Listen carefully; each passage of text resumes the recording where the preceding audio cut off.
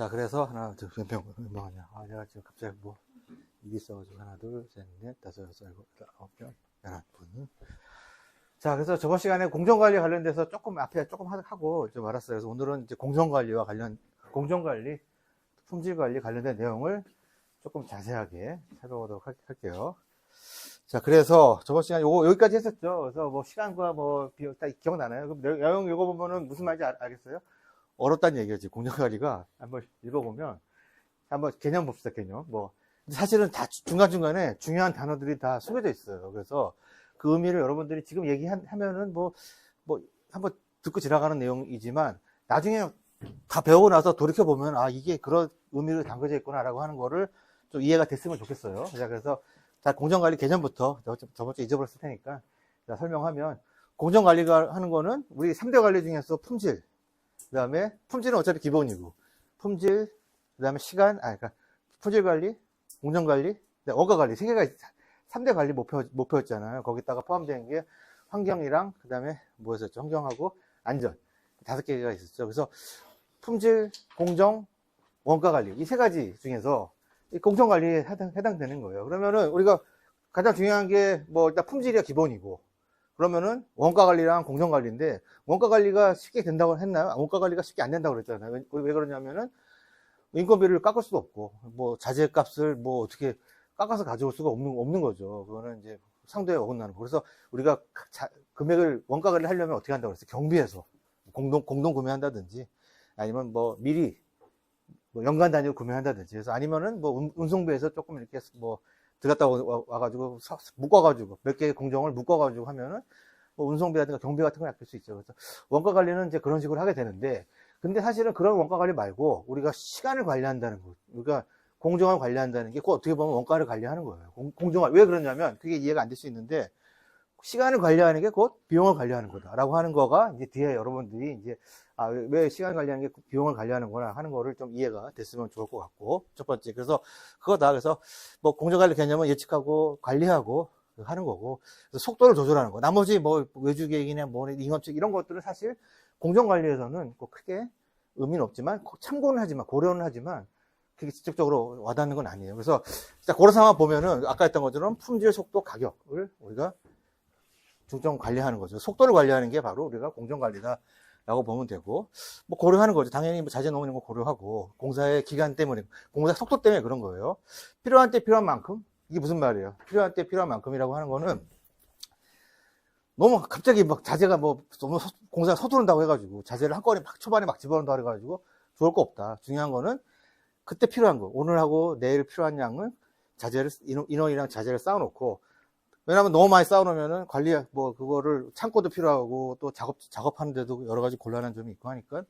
그래서 필요한 때 적재줬어요. 그걸 정확하게 그 용어로 얘기하면 전문적인 용어로 얘기하면 자원을 분배하는 거예요. 자원 분배를 해서 매일 일정한 비용의 자재와 인력이 골고루 투입되는 게 그게 우선이다. 그래서 한쪽으로 편중되면은 이게 금액이 상승되는 효과가 있어요. 그래서 이제 재료랑 필요한 만큼 준비하는 거. 이게 또 의미가 있고. 되고 있는 거죠. 자, 그리고 뭐 당연히 뭐 자재라든가 기계라든가 뭐 지게차라든가 이런 거 당연히 뭐 조달되는지 안 되는지 확인해야겠고 뭐 이런 것들은 줄친 것만 보면 여러분들이 잘 모르겠으면 줄친 거 위주로 보면 돼요. 공사 경험 이거 중요하죠. 공사 경험이라는 게 중요하냐면 공사가 우리가 일정을 계산해 가지고 각 공정별로 일정을 계산했는데 예를 들어서 뭐 콘크리트 구체 공사를 한다. 근데 도대체 한 층의 콘크리트 공사를 하는데 얼마나 걸리는지 어떻게 알아요? 뭐 책 보고 하는 것도 아니고 뭐 어디가 물어보는 것도 아니고 경험이에요. 경험. 그래서 1층 한 층 정도 우리가 다세대주택 한 6층짜리 다세대주택을 건물을 짓는데 이 한 개 층의 콘크리트 공사, 구체 공사를 하는데 보통 한 5일에서 뭐 길게는 일주일 정도 평균 걸리고 여유 있게 하면은 뭐 너무 여유 있게 하면은 뭐 한 2주까지 걸리더라 한 층 하는데 뭐 이렇게 할 수 있어요. 그거는 경험이에요. 경험. 그래서 우리가 시간을 관리하는 거잖아요. 그러니까 이런 경험들이 있어야지, 데이터들이 있어야지만 할 수 있는 거예요. 결국에는 우리 공정표가 이 경험을 해서 하는, 경험을 공사일자에 넣으면서 계산을 하는 거거든요. 그러니까 뒤에 보면 이제 그런 내용들이 좀 나와있을 테니까 그거를 미리 한번 좀 본 거고. 그다음 세부공사, 이거는 뭐, 세부공사가 공정표를 작성하다 보면 세부공사, 특히 마감공사 같은 경우는 공정이 너무 많아요. 그래서 묶어서 그냥 하나에다가 넣는 경우도 있고. 근데 따지고 보면 되게 할 게 많죠. 그래서 세부공사는 따로 해야 되고, 따로 하고, 웬만하면 따로 하고. 자, 그러고 보니까 공기를 단축하기 위해서는 이게 의미가 있는 건데, 중복으로 시공한다? 공기를 중복으로 시공한다. 이거 저번주에 얘기했던 것 같은데, 그죠? 중복으로 시공하는 게 좋아요. 왜냐면, 공사가 끝난 다음에 기다렸다가 시작하는 거. 이거를 중속공사라고 해요, 중속공사. 끝내야지만 시작할 수 있는 거. 가능하면 그걸 갖다 같이 겹쳐서 넣으면은 조금 줄어들지 않을까요? 그러니까 예를 들면은, 외부에다가 우리가 돌을 붙이는데, 저번주에 얘기했었죠. 돌 붙이는 거 공사가 끝나고, 외부 마감 공사가 끝나고, 골조 공사가 끝나야지만, 창호를 붙이는 게 좋단 말이에요. 아직 외부 마감도 안 붙였는데 창호부터 붙이고 있으면 마감하고 창호랑 좀 싸울 수도 있고, 반대로 인테리어 공사하고도 좀 문제가 있을 수 있죠. 그래서 그래서 공기를 여러분들이 좀 단축시키려면은 막 외부 마감 공사를 조금 이제 다그치고, 그래서 창호를 빨리 붙인 다음에, 그런 다음에 마감 공사를 붙여야지, 그냥 그렇게 순서가 있단 말이에요. 그러나 동시에 할 수 있다는 얘기예요. 만약에 내가 공기가 진짜 부족해요. 그러면은 그냥 갖다 때려 넣는 거예요. 그러면 외부 마감 붙이면서 창호도 같이 붙이고, 왜냐면 그거 피해서 하면 되니까. 나중에 그 맞닿는 부분 하면 되고. 마찬가지로 내부도 마찬가지. 내부도 지금 마감 공사 하고 여기 창고 붙이고 있는데 여기도 마감 공사 하는 거예요. 그리고 마지막에 저 끝부분만 정리한다든지. 그런 식으로 종속 공사의 성격을 가지고 있지만, 뭐 병행 공사로 중복으로 동시에 수행하면은 공기가 좀 줄어들 게, 그런 내용이죠. 이런 내용들도 다 의미가 있는 내용들이에요. 그래서 보고 나머지는 읽어보고 말고. 그래서 공정계획을 할 때, 요런 내용들이 있구나라고 하는 걸 미리 좀 보고. 자, 그래서 공정관리를 이제 하기 전에 공사의 특징을 좀 먼저 파악을 해보자 이거예요. 그래서 공사가 여러 가지 종류의 공사가 있는데, 세 가지로 일단 나눠봤어요. 기초공사, 골조공사, 그 다음에 마감공사를 3개 나눴을 때, 자, 기초공사는 어때요? 공사의 특성이 어때요? 초반에는 어때요? 초반에 공사를 이제 할 때 펜스 치고, 뭐 안전망 치고, 뭐 땅 파고, 이제 땅 보일링 해가지고 집안 줘서 하고, 뭐 이렇게 한단 말이에요. 초반에는 공사가 좀 빨라야 늦어요? 맞아요. 늦어. 왜 늦냐면은 아직 잘 모르는 거예요. 현장 도착해가지고 상황 파악하고, 또 도면도 잘 아직 못 봤어, 오자마자. 현장 수장이 지금 와가지고 뭐 개설하라고 왔는데, 아직 뭐 도면도 지금 제대로 못 본 상태로 바쁘니까. 그런 상태에서 도면도 좀 봐야 되고. 그리고 이제 뭐 업체도 아직 선정이 안 된 거예요. 본사에서 뭐 업체라든가 선정해줘야 되는데, 빨리 해줘야 되는데, 느그적거리고. 그래서 변수가 생기는 거죠. 그래서 막상 해가지고 땅을 파봤더니 안반이 있더라, 안반. 보일링 해봤더니. 그러니까 안반이 있으면 공사하는데 시간이 또 걸리죠. 변수가 좀 많죠. 또 파봤더니 또 문화재가 나오더라.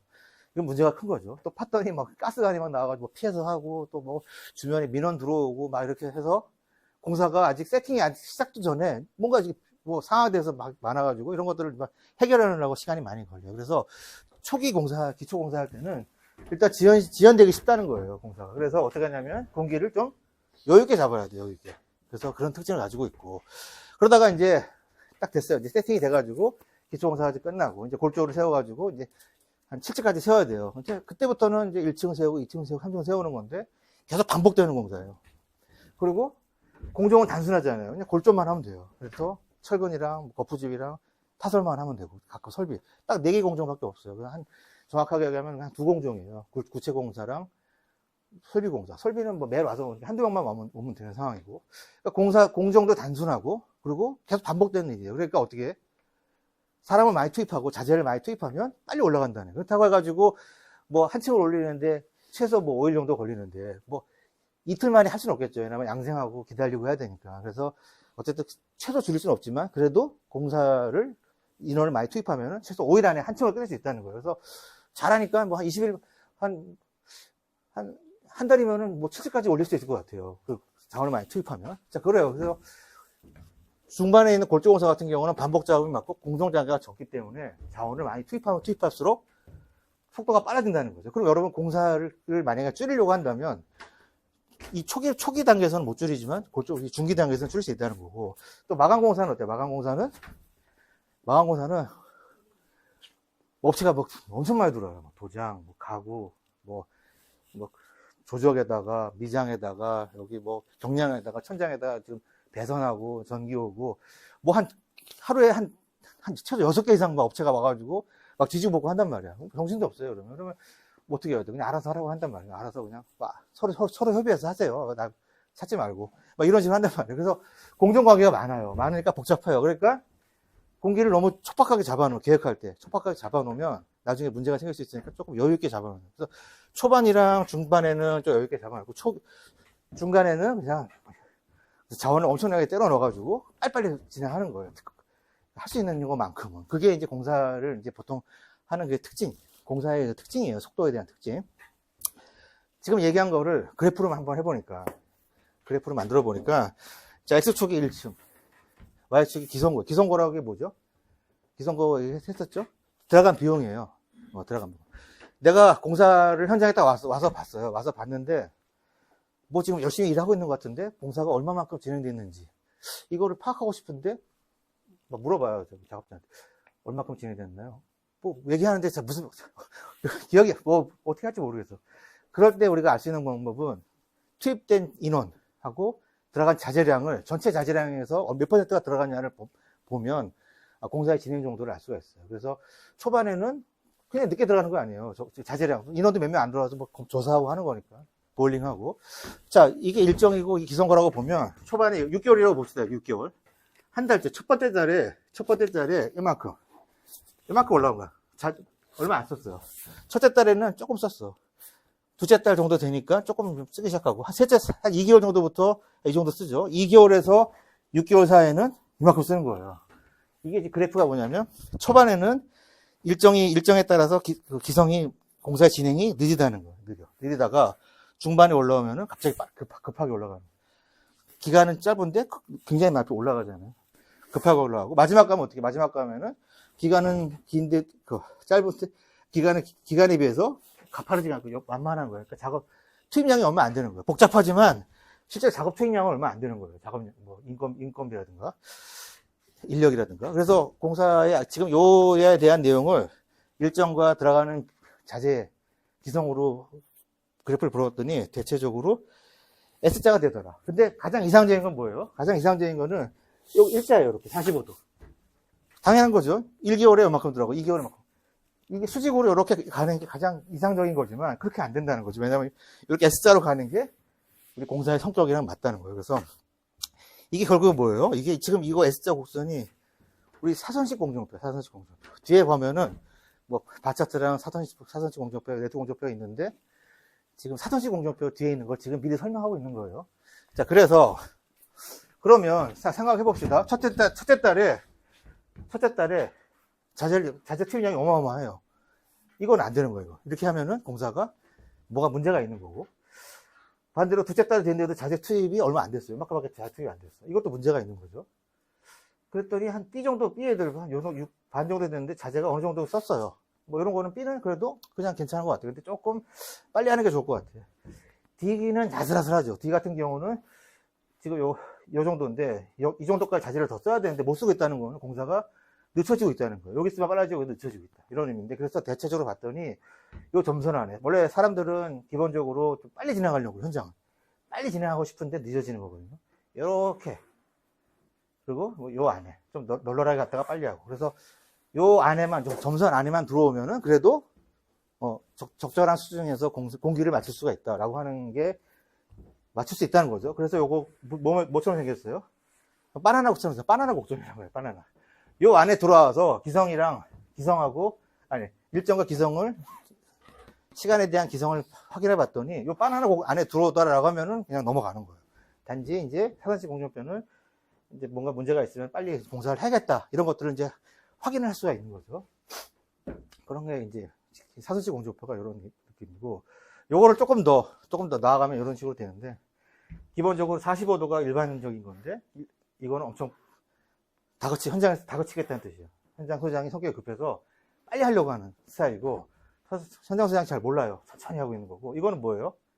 갔다가 공사가 중단됐다가 또 지냈다가 중단됐다가, 이거는 문제가 있는 거죠. 어떤 문제가 있냐면은, 뭐 사람이 다쳤거나, 뭐 업체가 하나 빵꾸를 냈거나, 뭐 이런 상태예요. 이게 주로 어떤, 인테리어 공사 같은 경우는 이런 형태가 많이 나와요. 이거는 그냥 여기서부터 S곡선에도 초반에 빨리 했다가 지친 거죠. 그래서 원래대로 가는 거고, 소곡형. 기본적으로 요런 형태가 많이 나와요. 그래서 가장 이상적인 게 요거죠. S자형으로 가는 게 이상적인데, 근데 성격이 급한 소장은 이렇게 나오고, 좀 급하지 않다, 이렇게 나온다. 그런 의미인 거예요. 그래서 여러분들이 기성이 어떻게 투입되고 있는지를 어느 정도 일정마다 매달 이제 말일에 기성이 제출하니까 딱 보면 알거든요. 매달 돈 달라고 요청한단 말이에요. 발주처한테. 그래서 그 금액을 가지고 퍼센테이지를 따져보면, 우리 공사가 지금 뭐 빨리 진행되고 있다, 천천히 진행되고 있다, 이런 것들을 이제 확인할 수 있는데, 그게 결국에는 우리 사선식 공정표다라고 하는 것까지 같이 설명을 한 거고. 그래서 요거는 좀 이따 설명하고, 뒤에 아마 이게 뒤에 또 있더라고요. 제가 잘못 넣어서. 자, 그래서 같이 설명을 하면, 그래서 공정표는 특히 이제 4가지가 있다고 보면 돼요. 근데 우리가 제일 중요한 건 뭐죠? 제일 중요한 거는 우리 네트워크 공정표가 제일 중요하고 나머지도 중요해요. 근데 여러분들 2학년이니까 다 중요해요. 이제 3학년 되면 네트워크 공정표만 따로 하는데, 자, 그래서 전체적인 거를 한번 보도록 할게요. 그래서 자, 횡선식 공정표가 있어요. 아까 제가 사선식 공정표 먼저 얘기했죠. 어떻게 하다 보니까 사선식 공정표 얘기했어요. 사선식 공정표 뭐다? 작업 간의 관련성은 없지만 어쨌든 기성고 표시가 되니까 공사가 지연되고 있는지 안 되는지를 이제 확인할 수가 있어요. 그러니까 조치를 취할 수 있는 거고. 근데 이게 다른 거는 이게 자체가 공정표 자체는 아니고 이거는 그냥 보조수단이죠. 공사의 지적도만 알 수 있는 거고. 가장 많이 쓰는 것 중에 하나가 또 횡선식 공정표라는 게 있어요. 바차트, 바차트는 뒤에 나와 있어요. 그래서 바차트는 여러분들은 바차트의 특징과 장단점을 아는 게 중요해요. 그래서 그 전에 먼저 공정표의 종류가 있잖아요. 공정표의 종류가 이게 4가지, 크게 4가지가 있는데, 결국에 공정표의 종류란 공정관리의 기법이에요. 왜냐하면 공정관리를 공정표의 형태로 우리가 관리를 하고 있기 때문에, 결국 공정표의 종류라고 하는 건 같은 개념. 보통 공정관리의 기법이 이러한 프로세스로 이루어지고 있구나 라고 하는 걸 여러분들이 먼저 이해하고, 자, 바차트를 보니까, 자, 바차트는 어때요? 공사가 이쪽에다가 공정을 다 써요. 공정을 지금 10개 공정이 13개 공정들이 있죠. 각 공정이 시작과 끝나는 점, 또 중간에 쉬었다가 또 끝날 수도 있고, 뭐 금속공, 예를 들면 뭐 미장공사, 이날 자재 발주내고 이날 작업 투입 때 이날 끝나고 없어요. 그 다음에 그리고 뭐 몇 가지 공사들이 쭉 있어요. 그러면 각 공정별로 시작과 끝나는 점이 바로 바차트 형식으로 이렇게 한 개의 바차트예요. 그래서 그리고 요거 같은 경우 어때요? 지금 보면은 인원 투입 평형이 2명, 3명, 12명, 12명 계속 누적이다, 누적. 그래가지고 이걸 다 더해보니까 이 공사를 끝냈는데 총 1,400품이죠, 1,400품. 하루에 20품씩 25품씩 들어가가지고 이 정도 들어간다는 거예요. 그리고 자재에 들어간 자재 투입이에요. 근데 사실 이거는 인건비, 인원 투입량은 나오지만 자재 투입량 자체는 안 나오기 때문에 어쨌든 인원 투입량 가지고 이렇게 인원 투입 누적 곡선을 만들어 보니까 이렇게 지금 나온다는 거예요. 이거 결국에는 이게 뭐예요? 사선식 공정표가 같이 이렇게 들어가 있는 거죠. 여기 사선식 공정표도 보조수단으로 같이 넣어준 거고. 자, 그래서 횡선식 공정표의 가장 큰 특징은 뭐냐면, 좀 보기 쉽잖아요. 그죠? 각 어떤 공정이 있는지, 그리고 그 공정의 시작과 끝나는 점이 언제인지를 알 수가 있는 게 이 횡선식 공정표의 가장 키포인트다라는 거. 상당히 조그만 소규모 공사에서는 횡선식 공정표를 많이 써요. 그래서 그런 특징이 있고, 근데 문제는 뭐냐면, 예를 들면은, 자, 미장공사가 끝났어요. 미장공사가 뭐 방바닥에 방통 까는 거 뭔지 혹시 알아요? 방통 까는 거? 방바닥에다가 이렇게 통비장 한단 말이야. 이 방통을.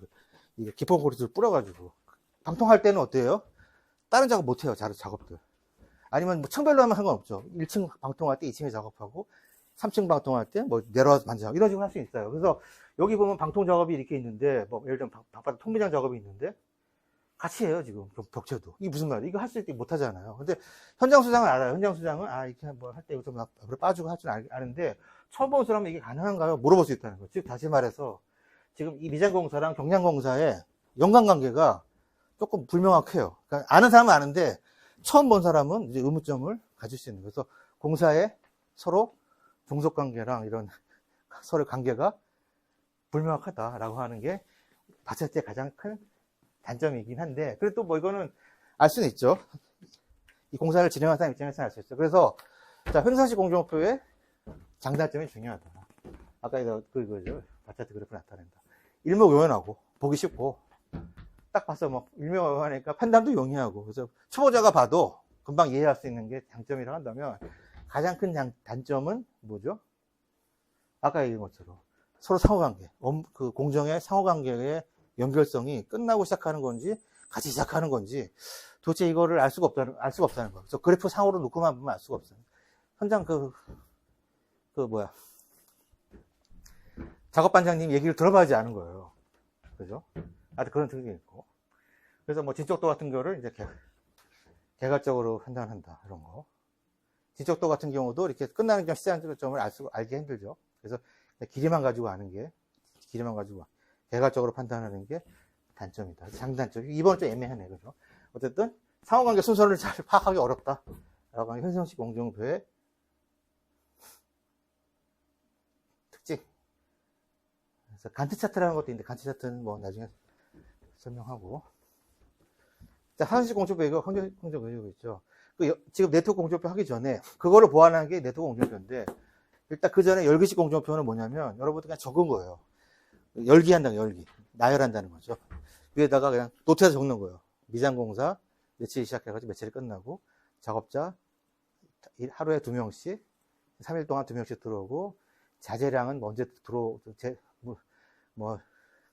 자재는 며칠이나 들어오고, 그거를 다, 그 다음에, 그 다음 밑에 줄에다가, 경량공사는 뭐 어디부터 언제 끝나고, 작업자는 하루에 5명씩 들어오고, 자재는 언제 들어오고, 이런 것들을 그냥 나열한 게 열기식이에요. 열기식 공정표. 장점이 있죠, 이것도.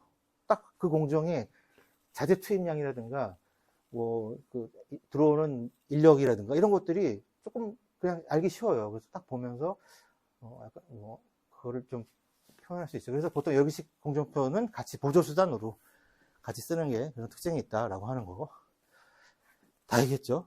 네트워크 공정표 얘기하면 되죠. 네트워크 공정표는 아까 했던 것처럼 작업의 상호관계를 보완하는데, 상호관계를 이해하기에 쉬운 게 네트워크 공정표다라고 하는 거. 그러면 네트워크 공정표가 다음 장에 이렇게 있잖아요. 이렇게 있단 말이에요. 이게 현장에서 실제로 쓰는 네트워크 공정표인데 어때요? 딱 봤을 때 뭐가 뭔지 알겠어요? 딱 봐서 모르겠지만 어떻게 보면 일목요연하다는 거. 자, 중요한 건 뭐냐면 네트워크 공정표의 가장 중요한 건 뭐냐면, 자, 이게 지금 한 줄로 가고 있잖아요. 이게 한 줄로 가고 있고, 또 위에 한 줄이 있고, 또 한 줄이 있어요. 총 5줄 정도가 있어요. 이 얘기는 뭐냐면 이게 병행공사. 각각의 공사가 병행으로 시작하고 있다. 그러다가 어느 중간에는 만나가겠죠. 병행공사로 진행된다라고 하는 거. 그리고 각각의 병행공사에는 또 이렇게 일렬로 가고 있어요. 이건 종속공사. 병행공사하고 종속공사. 공사에는 두 가지 형태가 있잖아요. 병행과 종속으로 두 가지 나눌 수 있는데, 자, 병행공사와 종속공사를 파악을 하기가 쉽고, 또 각각의 그 공정에서 가장 긴 공정. 가운데 있는 게 가장 긴 거예요. 이 가운데 시작하는 점에서 요 끝나는 공사가 공사 기간이 제일 길어. 예를 들면 6개월이라고 칩시다. 6개월. 나머지는 뭐예요, 그럼? 나머지를 계속 왔다 붙을 거 아니에요? 그건 6개월이 아니라는 얘기야. 한 달짜리도 있고, 3개월짜리도 있고, 2개월짜리도 있고, 하루짜리도 있고, 그런 얘기예요. 자, 그런 얘기는 뭐냐면, 가운데 있는 거는 주 공정이라 가지고, 크리티컬 패스라고, CP라고 해요, CP. 가운데 있는 공정. 가운데 있는 공정이 아닌 공정은 조금 시작과 끝을 좀 천천히 시작해도 되고, 아니면은 처음에 놀다가 나중에 해도 되고, 처음에 일하면 나중에 놀아도 되고, 보통 그런 공정이 주변에 있는 거예요. 그 얘기는 뭐냐면, 크리티컬 패스는 어때요? 쉬면 돼요, 안 돼요? 크리티컬 패스는 쉬면 안 된단 말이에요. 왜냐면 공사 기간이 줄어드는 거예요. 주공정이니까. 크리티컬 패스가 아닌 공정은 여유가 있어요. 그러면은 보통 어때요? 여유가 있으면 여러분들은 어떻게 하고 싶어요?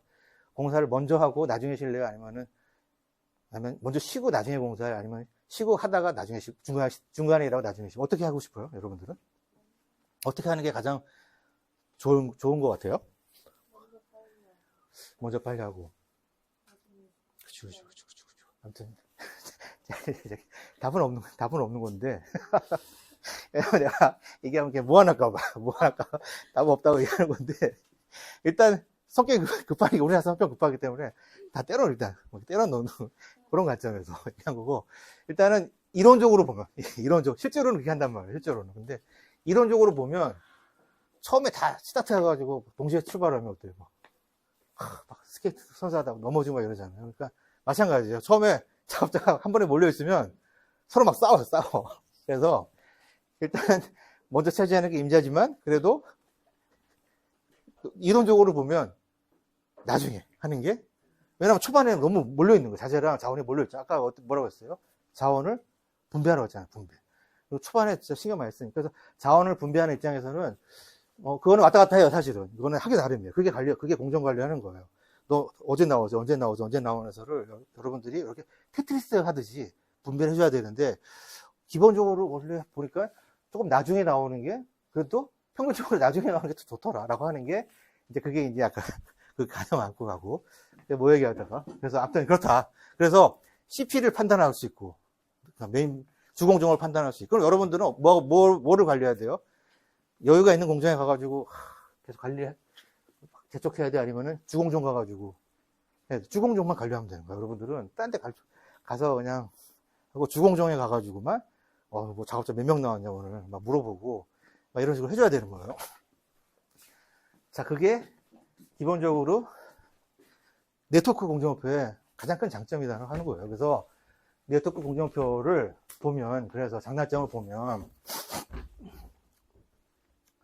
자, 특징이 보면은 전체 파악에 용이하고, 상호관계, 이거죠, 상호관계. 상호관계가 끝나고 시작하는 거니까. 아니면 끝나지 않아도 알아서 따로 가도 되는지. 그런 상호관계. 종속인지 병행인지.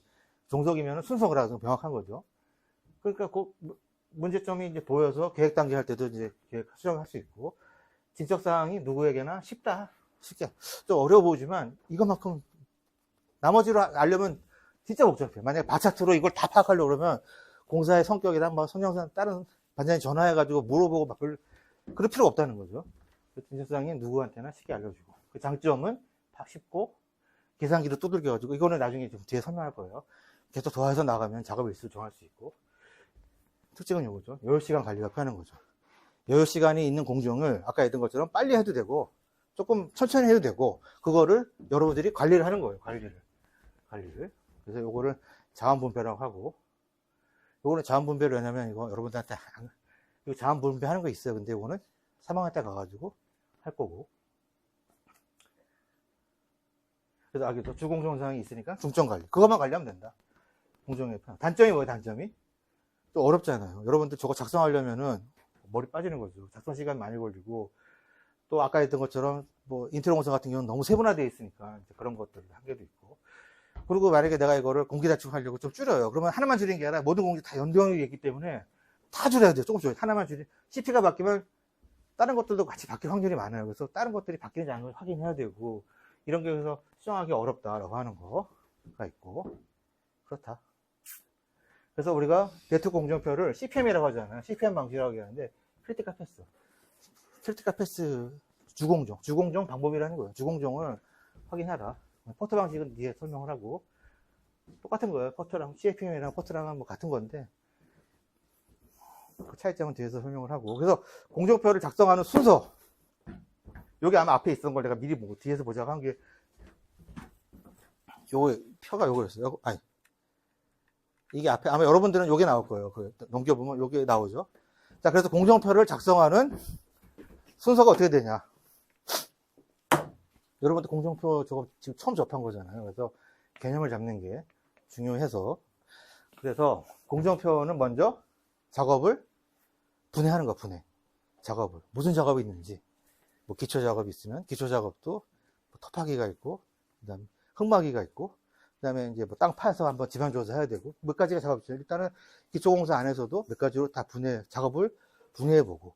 그래서 기초공사 끝나고 나면은 뭐 골조공사 하잖아요. 골조공사 할 때도 뭐 철근 배근이 있고, 그 다음에 거푸집도 해야 되고, 그리고 또 뭐야, 타설도 해야 되고, 이것들 다 분해해서 자, 작업을 분할을 하자. 약속이에요, 이거는 뭐 이렇게 뭐 공정계약이 이렇게 수선계약, 일정 계약 하는 거는 무슨 논리적으로 한다기보다는 이 공정표를 짜기 위해서 이렇게 좀 하자, 이렇게 시작을 하자라고 하는 그런 우리가 규칙이에요. 일종의 작업을 분할한 다음에 그 다음에 어떻게 해요? 그 작업이 다 순서가 있잖아요. 순서가 그 순서대로 나열해 보는 거예요. 나열 쭉. 기초 끝나면 구체가 끝나면 설비가 끝나면 마감, 뭐 기본적으로 뭐 이렇게 하잖아요. 근데 거기도 종속공사가 있지만 또 병행공사도 있단 말이에요. 병행공사. 구체공사가 시작하면서 콘크리트가 올라가면서 콘크리트가 구체공사가 다 끝난 다음에 설비공사를 하면 안 되잖아요. 왜냐면 이거 할 때 배관해야 되잖아요. 이거 콘센트. 이거 보면 다 배관, 이거 밖에다가 이렇게 해서 했지만 요걸로 하면 안 되잖아요. 요걸로 하는 게 아니라 요 안에 배관이 돼 있단 말이에요. 그러면은 콘크리트 타설하기 전에 배관을 먼저 심는단 말이에요. 그건 뭐예요? 결국에는 끝난 다음에 하는 게 아니라 같이 병행하는 거잖아요. 그죠? 그러면은 콘크리트 공사하고 콘크리트 구체 공사하고 설비 공사는 살짝 병행공사야.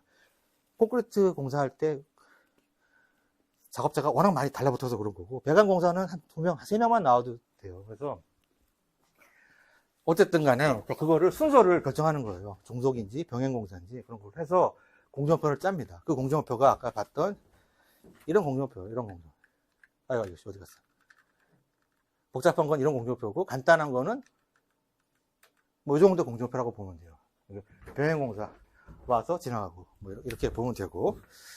그래서 어디 갔냐? 이 앞을 봐야 되네.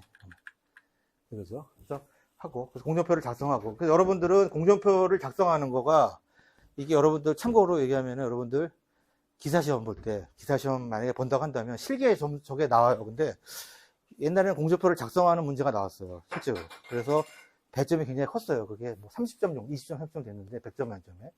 근데 요즘은 공정표를 직접 작성하라는 문제는 아마 거의 안 나오고, 이미 작성되어 있는 공정표를 해석을 하는 거, 이런 거 나오고, 점수 배점은 좀 작아지고, 대신에 문제는 좀 여러 개 나오고, 뭐 그런 식으로 바뀐 것 같아요. 그래서 공정표를 작성하는 것도 사실 중요하고, 그 공정표, 작성된 공정표를 해석을 하는 것도 여러분들이 중요하다라고 하는 거. 자, 공정표가 작성이 됐으면 각각 공정에다가 일정을 더하는 거예요. 각 공정에다가 일정을 더해서, 예를 들면 뭐 고체공사 뭐 1층에 5일, 다음에 2층 5일, 기초공사 뭐 8일, 이렇게가 다 더할 거 아니에요. 그래서 거기에 CP에서, CP, 주공정에서, 아니, 주공정이 아니라, 그러니까 일정이 가장 긴 라인이 있을 거예요. 그게 바로 그 공사의 공사 기간이 되는 거예요. 그 공사가 만약 6개월짜리 공사를 한다면 6개월 동안 쉬지도 않고 하는 그런 라인이 하나 보인단 말이에요.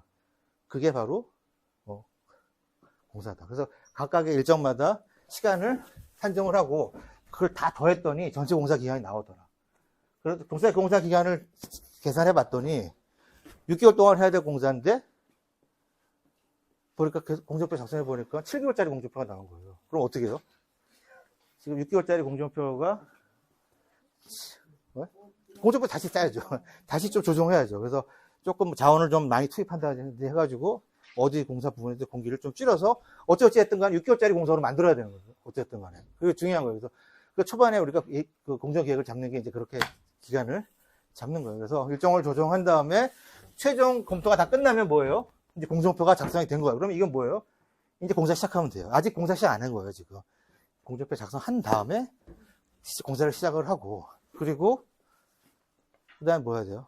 그 다음에 뭐 공정표대로 공사 되고 있는지 안 되고 있는지 중간중간에 체크를 하면 되겠죠.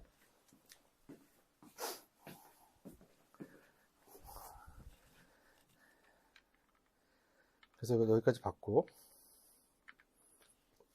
그래서 공정표를 작성하는 데에는 몇 가지 원칙이 있어요. 여러분들 공정표를 작성하는 거 실습을 하진 않겠지만, 그래도 이론적으로 용어를 여러분들이 알아야 하기 때문에 하는 거예요.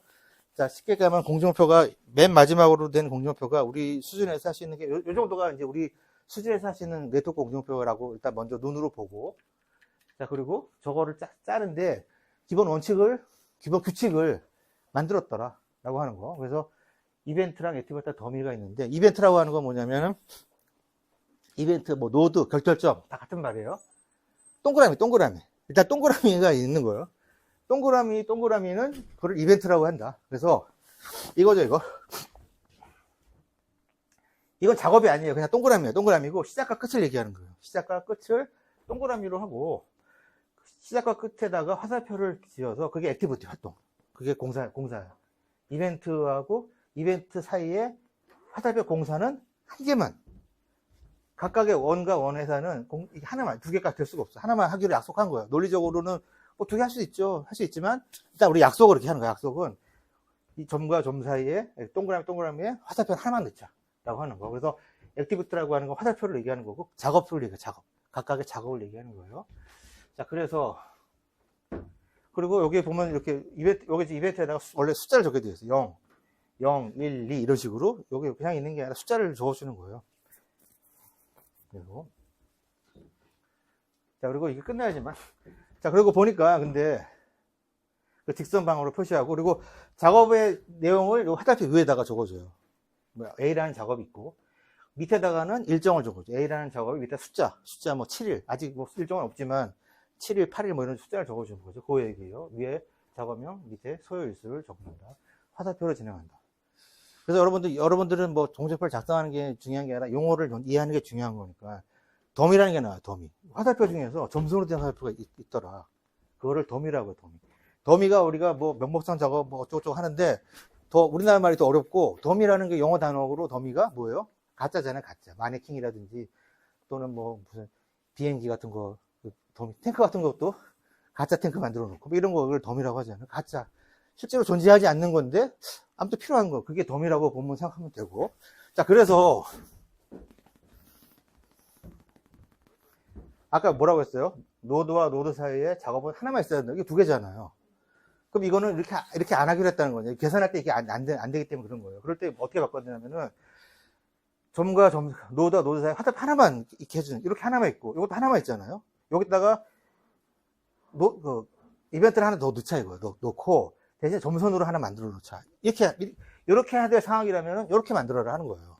그랬을 때 요거 점선을 덤이라고 하는 거예요. 그리고 넘버링 할 때는 1, 2, 여기 1, 2였다면 1, 2, 3이잖아요. 넘버 하나 추가됐잖아요. 넘버링 덤이. 이거를 넘버링 덤이라고 하는 거고. 뭐, 실제로 이걸 점선해도 돼요. 앞뒤로 좀 바꿔도 상관없어요. 여러분들이 공정표 작성하다 보면 공정표가 조금씩 달라요. 그거는 이제 더미를 미리 썼냐, 나중에 썼냐. 그런 차이가 있는 거고. 넘버링 덤이라고 하고. 사실은 이렇게 하면 되거든요. 이거 A, B라고 한다면 A, B 하면 되잖아요. 그러면 이게 미장공사, 방수공사라고 한다. 합칩시다.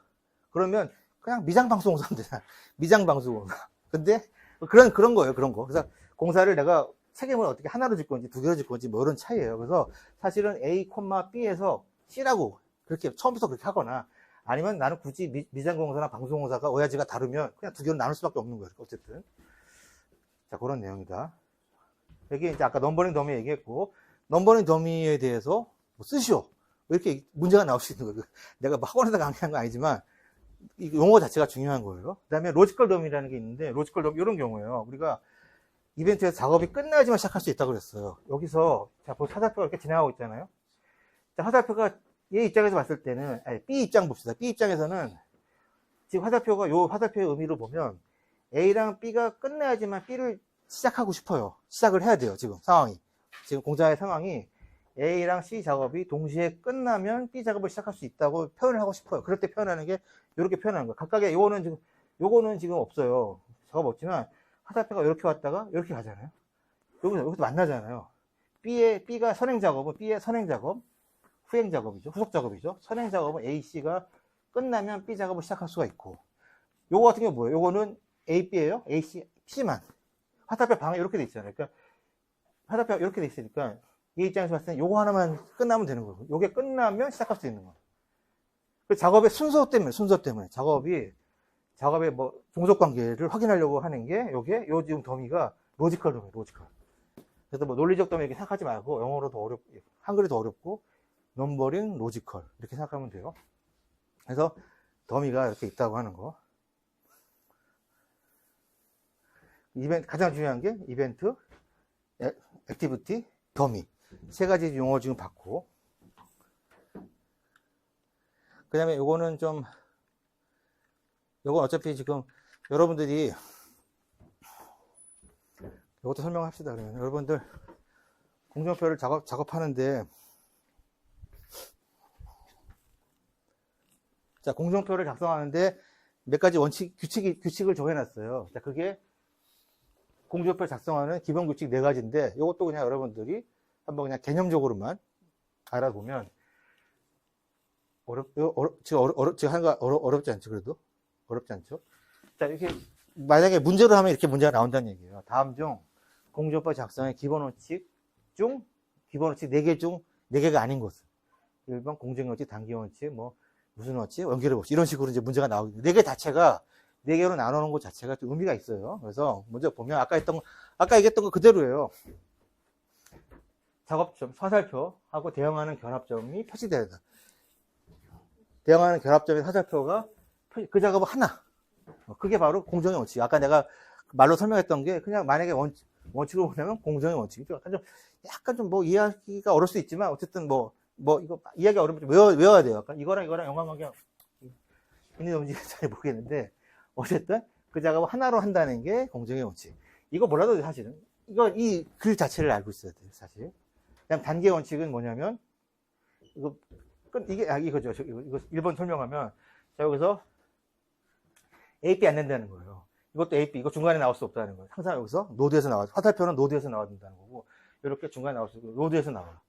AP가 독립이 돼야 되고, 이렇게 하면 안 되고, 이렇게 나누거나, 이렇게 나누거나, 종소로 가거나 병으로 가야 돼. 이게 바로 이제 공정의 원칙이고. 자, 두 번째가 이제 단계 원칙이잖아요. 끝나면 시작한다는 얘기예요. 끝나면 시작한다. 얘 같은 경우는 요 두 작업이 끝나면 시작하는 거고, B가. 얘는 C가 끝나면 시작하고. 얘 D 입장에서 봤을 때는 A, B가 끝나면 시작된다는 거예요. 이게 바로 단계의 원칙. 후속 작업이 끝나야지만 시작할 때 단계의 원칙. 그 다음에 뒤에 보면은 또 활동의 법칙은 똑같아요. 아까 했던 건 똑같아요. 각각의 작업의 활동이 보장돼야 된다. A, B 동시에 안 되고 이렇게 표현하고 싶으면 더미를 써라 하는 활동의 원칙이고, 연결의 원칙은 시작과 끝은 하나만 있어야 돼. 하나의 노드만 있어야 된다. 하나의 이벤트만 있어야 된다. 이거 만약에 이렇게 하려면 어떻게 해야 돼요? 이거를 없애버리고, 노드 없애고, 화살표를 쭉 이으면 되죠, 이렇게. 그래도 되고. 아니면은, 이렇게 더미를 적어도 더미. 근데 더미는 필요 없는 더미잖아요. 쓸데없는 더미는 생략하라. 그래서, 이런 경우에는 그냥 5번을 없애버리고, 이 화살표를 이렇게 이어버리면 돼. 끝난 점이 시작하는 점은 하나다. 라고 하는 게 연결의 원칙이고. 자, 그 내용을 다시 설명한 거예요. 자, 그 얘기고. 또 하나, 얘기한 것 중에 하나가, 역진 화살표는 좌측에서 우측으로 가야 돼. 뒤로 가면 안 된다. 역진하면 안 되고, 그것도 보기 좋게 해라. 예각을 너무 만들지 말고 이쁘게 만들어라. 이런 거고. 교차, 무의미한 더미 생략. 이거 중요하죠. 더미는 웬만하면은 안 쓰고 하는 게 좋다라고 하는 거. 그리고 이게 이렇게 교차될 수 있어요. 넘어갔다가 이렇게 교차돼서 가는 수 있어요. 근데 가능하면 그렇게 하지 마라. 그렇게 할 수 있지만 웬만해가지고는 가능한 한 작업관에 이렇게 뛰어넘는 거는, 화살표가 서로 이렇게 뛰어서 넘어가는 거는 이렇게 가다가, 그럼 막 만든단 말이야. 이렇게 하다가. 누가 작성하기 쉽지 않아요. 보기도 어렵고. 그렇다. 근데 하다 보면은 이게 나오는 경우가 있어요. 가끔씩. 교차가 나오는 경우가 있어요. 몇 개의 문제들이. 이거 여러분 나중에 이제 공지법 작성하는 실습을 하다 보면 이런 문제가 나오는데, 딱 한 문제예요. 사례가. 어쨌든, 그거는 그냥 외우면 돼요. 자, 그래서 네트워크 공정표의 각성의 기본 원칙이 이렇게 있고요. 자, 그래서 우리는 일단 용어 자체가 의미가 있으니까 용어를 다시 한번 보면, 자, 보세요. 여러분들 이 용어를 보면은 지금 이거는 됐죠. 지금 이벤트 설명했고, 액티비티 설명했고, 화살표, 너미 설명했고, 이거 아직 설명 안 했어요. 자, 패스랑 롱피, LP가 있는데, 자, 요거를 설명하려면은 LP 이거를 설명하려면 이거 말로 설명하면 무슨 말인지 하나도 몰라요, 여러분들이. 그냥 그런가 보다 하고 넘어가는데, 자, 이거를 공정표를 통해서 설명을 하면 그나마 좀 여러분들이 이해가 좀 쉽기 때문에, 자, 공정표를 가지고 한번 볼게요. 그래서 이게 공정표라고 치면은,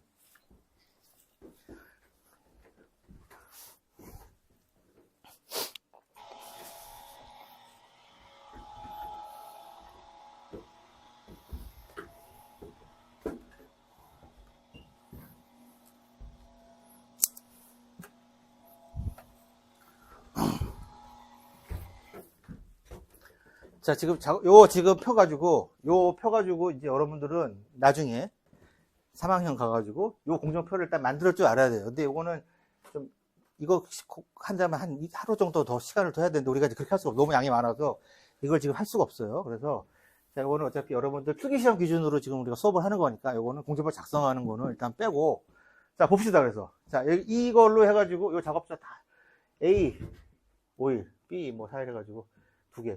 병행 작업에다가 섞여가지고, 이 공정표가 나온 건데, 자, 봅시다, 그러면. 만들어진 공정표 가지고 한번 해석을 해봅시다. 자, A라는 공정이 있어요. 뭔지 모르지만. 자, A라는 공정은, 예? 5일짜리인데, 그러면은, 언제 시작하면 돼요? 언제 시작하는 게 제일 좋아요? 그렇죠. 지금 바로 시작하면 돼요. 5일차. 지금 가장 빨리 시작할 수 있는 게 바로 지금이에요. 가장 빠른 시간에 시작하는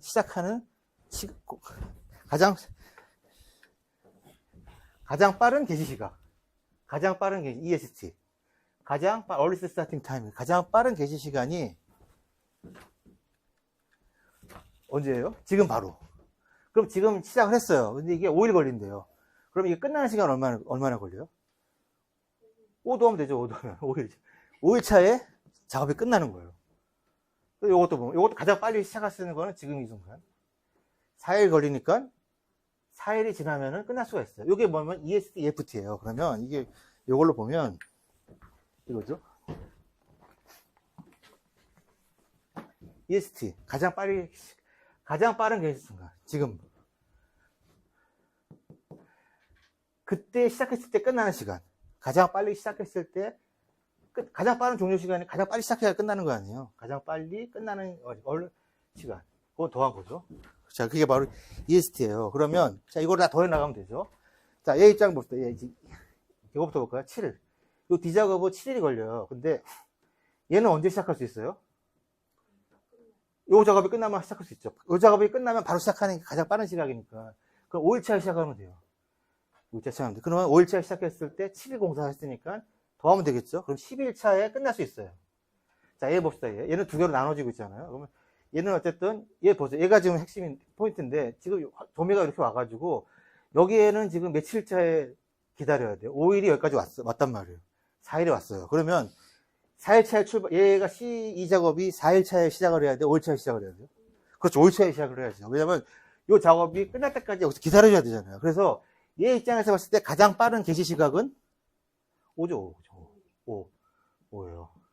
그랬을 때 5를 더하면 10일차에 끝날 거고, EFT. 요것도 3일차에, 8일차에 끝날 거예요.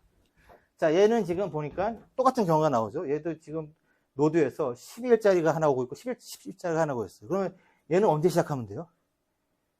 10일차에 시작하면 얘는 기다려야 되잖아요.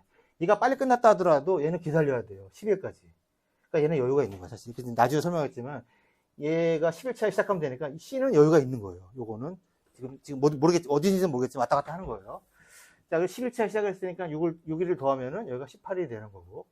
자, 여기는 지금 8일차에 끝나니까 8일차에 그대로 가장 빨리 시작하는 게 8일차고, 그때 했을 때 5 더하면은 13이 되죠. 그래서, 맨 마지막에 오는 게 지금 가장 공사 기간이 18일차가 있죠. 18일차예요. 그러면은 이 공사는 공사 기간을 며칠을 18일인 거예요. 18일차 공사 기간이 되는 거예요. 자, 근데 18일차 되는 공사 기간을 가만히 봤더니 이거더라. 가장 긴 패스가 봤더니 지금 패스에 대한 얘기하는 거예요. 여러 가지 패스가 있는데 요 패스 이렇게 와가지고 이렇게 오는 패스가 있을 거예요. 이 패스. 뭐 패스는 경우에 따라서 여러 가지가 있겠죠. 이렇게도 있고 이렇게도 있고 뭐 있는데 가장 꽉꽉 차 있는 패스. 그러니까 요 패스예요. 이게 18일차 되는 패스. 여기는 18일 동안 쉬면 안 돼요, 쉬면. 여기서 쉬어버리면 이게 늘어나 버리는 거예요. 여기서 이틀 쉬면 20일이 되는 거예요. 근데 만약에 이런 데는 좀 쉬어도 된다는 얘기죠. 왜냐면 여기는 여유가 있는 거예요, 중간중간에. 조금씩 여유가 뭐 앞으로 땡기고 좀 빼고 할 수 있는 거죠. 자, 그래서 여기까지 일단 설명하고, 요게 바로 CP. CP는 크리티컬 패스를 해가지고 주 공정, 가장 긴 공정. 우리가 용어로 다시 설명하면 이거죠. 아까 지금 요거 설명했고, EST, EFT 설명했고, 패스는 그냥 뭐 경로이고, 그 중에서 시작에서 끝까지 가장 많은 소요수로 되는 게 CP. 아까 방금 전 CP고. LP는 뭐야, LP? LP는 그냥 롱 패스. 그래서 LP는 개념적으로 보면은 여기서 여기 가는 거는 이렇게 경로가 몇 개 있잖아요. 여기서 가는 것도 LP가 요거네요. 여기서 지금 여기까지 가는 걸 봅시다. 여기 LP가 되네요, LP. LP는 어느 특정 지점에서 가는 거를 LP, 롱패스라고 하고, 처음부터 끝까지 가는 거를 이제 CP라고 한다는 거예요. 그래서 용어로 보면 요게 좀 설명이 된 거예요. 지금 이거 두 개 설명했고, 패스 LP, CP까지 설명이 됐고. 이게 어렵다는 얘기예요. 이해하기가 어려워. 근데 일단은 자, 그래서 됐고. 자, 그다음에 그러면 요거까지 설명해 봅시다. 여기서는 이제 자, 가만 보니까 얘는 5일차 시작하면 되잖아요. 그러면 B 작업은 어떻게 시작하는 게 좋아요? B 작업은 하루 여유가 있잖아요. 하루. 그죠? 하루 놀고 4일 일해도 되고, 4일 일한 다음에 하루 쉬어도 되고. 그죠? 근데 보통 어떻게 한다고 했어요? 하루 먼저 쉬는 거야. 하루 먼저 쉬고, 처음에 복잡하니까 먼저 쉬고 4일, 5일에 맞추는 거예요. 그러면은 이것만 봐도 저를 알 수 있는 게, 이게 여기 지나가는 점에서 여기는 5일차에 시작하면 되는데, 여기는 4일차에 끝나야 돼. 하루에 차이가 있잖아요. 이게 바로 자유 여유가 되는 거예요. 그런 게 어디 있어요, 또? 없어요. 아, 여기 하나 있다, 여기서 지금 이 시공정도, 그래서 2일의 차이가 있잖아요. 그럼 얘도 이틀의 자유 여유가 있고, 얘도 하루에 자유 여유가 있는 거예요, 이렇게. 아이고. 이렇게 적어 놓을게요. 왜냐면 여기서 설명을 하는 게, 요걸 나중에 좀 설명하려면 좀, 여러분 이해가 안 돼서, 지금 순간에 설명하는 게 조금 그나마 이해가 빠를 것 같아가지고, 자, 설명해요. 그게 바로 용어로, 여러분들이 용어 정리 때문에 그런 거예요, 용어 정리. 지금 네트워크 공정표를 작성하는 게 아니라 용어를 보려고 하는 거예요. 이거 프리플로트. 읽어보면 좀 이해가 안 될 수도 있어요. 최초 게시일의 작업을 시작하고, 후속 작업도 빨리 시작하고, 나도 빨리 시작하고, 그 작업도 빨리, 후속 작업도 빨리 시작하고, 서로 빨리 시작하는데도 불구하고, 하루 여유가 있다는 거죠. 그게 이제 프리플로트라고 하는 거고. 됐고. 그 다음에 지금 이렇게 플로트예요, 플로트. 플로트라는 거는 작업의 여유 시간. 공기에 영향이 없는 최종 공기에, 어쨌든 18일에 끝나야 되잖아요. 그 중간에 어떤 작업들은 여유가 있더라. 그게 바로 플로트에 대한 용어 됐고, 설명했고. 슬랙이라는 게 좀 설명이 어려운데, 자, 가만히 보면은, 자, 보세요. 얘는 어떤 자유가 있고 자유가 있어요. 근데 여기서 지금 4일차에 끝났잖아요. 4일차 일단은 끝났어요, 여기서.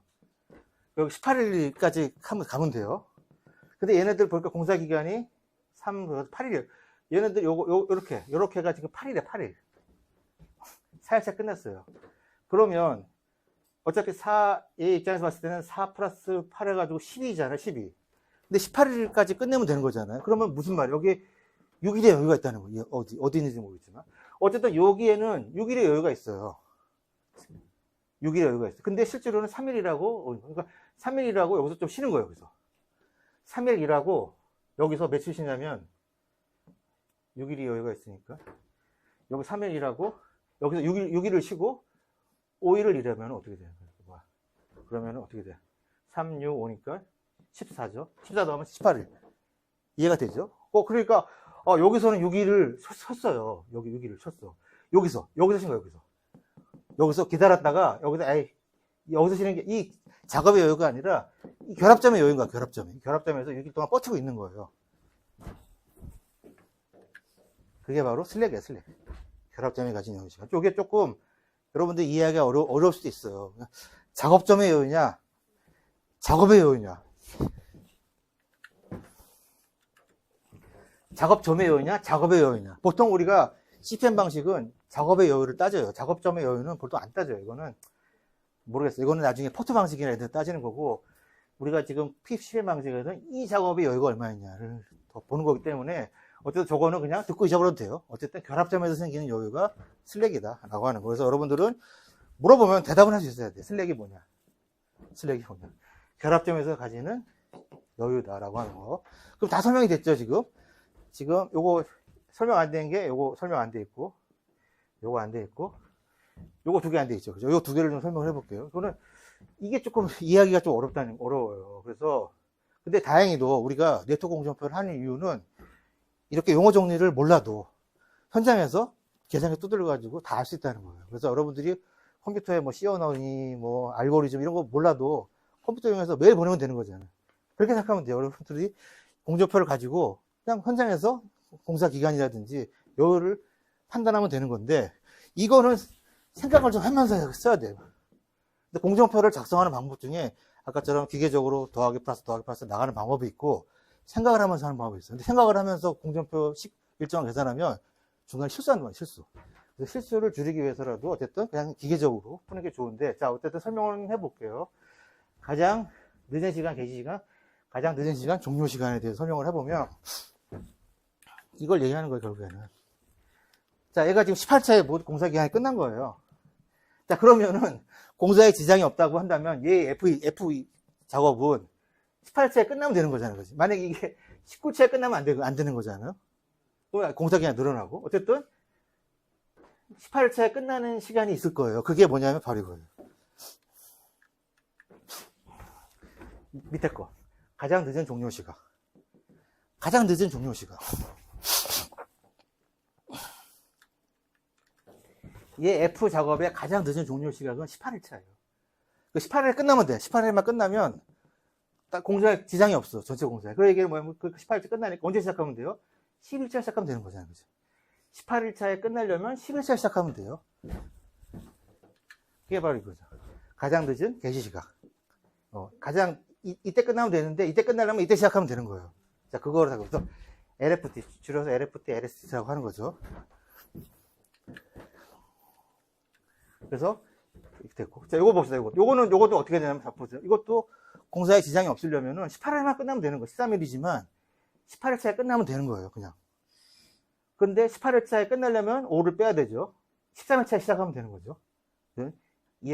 LST, LFT 되고. 자, 이거 봅시다. 이것도 그대로 가가지고 13일차에 끝나면 공기에 지장이 없으니까 지장이 없는 LFT는 13일이고 3일을 빼니까 10일차 시작하면 되는 거고. 이것도 마찬가지로 10일차에만 끝나면 되니까 가장 늦은 종료 시각은 이것도 시간 그대로 오면 돼요. 12일차. 이것도 12일차 나눠지니까. 이때 끝나려면 7을 빼면 되니까 5가 되나요? 5죠. 요것도 5일이니까 이거를 5 빼면 12에서 5 빼면 잠깐만 7일 됐죠? 자, 근데 보니까 문제는 여기서 요게 좀 이해하기가 어려운데 나도 요거는 조금 하려면 머리가 좀 비상하게 돌아가는데 자, 보세요. 그러면 화살표 방하면 이렇게 오는 게 화살표가 있고 이렇게 오는 게 있고 또 이렇게 오는 게 있고 이거 봅시다. 이거는 이 입장에서 봤을 때는 이렇게 오는 화살 반대로 이렇게 오는 게 있고 이렇게 오는 게 있잖아요. 그죠? 이렇게 오는 것도 있어요, 지금. 이 요도에서. 이렇게 오는 거, 이렇게 오는 거, 이렇게 오는 게 다 여기서 만나요. 이 중에서 공기에 지장이 없는 범위에서 가장 늦게 공기에 범위에 지장이 없는 안에서 가장 늦게 종료해도 되는 시각은 17, 5 중에 5예요, 5. 가장, 아까 플러스 이쪽에 갈 때는 큰 수, 올 때는 작은 수를 취한다. 왜 작은 수를 취하냐면은 이쪽에 갈 때도 큰 수를 취하고 올 때도 큰 수를 취하면 똑같아지는 거잖아요. 갈 때 큰 수를 취하고 올 때 작은 수를 취하면 거기에 생기는 차이가 있을 거 아니에요. 그 차이가 바로 여유라는 거예요. 여유 시간이 여유라는 거예요. 그래서 작은 시간을 취하는 거예요. 이때 끝나면 공기에 지장이 없어요. 5일이라니까 0되고. 자, 마찬가지 요거 봅시다. 요거. 여기도 오는 게 이거는 오는 게 요 두 개예요. 이쪽에는 이렇게 오는 게 두 개잖아요. 여기서 작은 수를 취하는 거예요. 7. 그럼 7을 쏘고 7 차이만 끝나면 되고 4 빼면 3이 되는 거죠.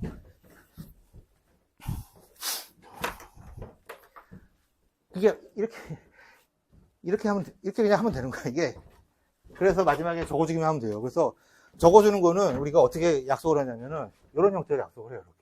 이렇게 삼각형 데모. 이게 문제예요, 문제. 이렇게 삼각형 이렇게 해놓고 여기다가 숫자를 적어주면은 되는 거예요. 그래서 실제로 현장에서도 이렇게 한단 말이에요. 그래서 이걸 보면, 자, 이거를 어떻게 하냐면, 그래서 여기서 어떻게 적어주냐면, 요거 보면 헷갈리게 돼 있죠. 막, 헷갈리게 돼 있는데, 요거까지 설명을 하는 게 좋을 것 같아서.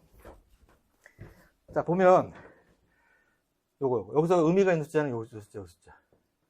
요 숫자.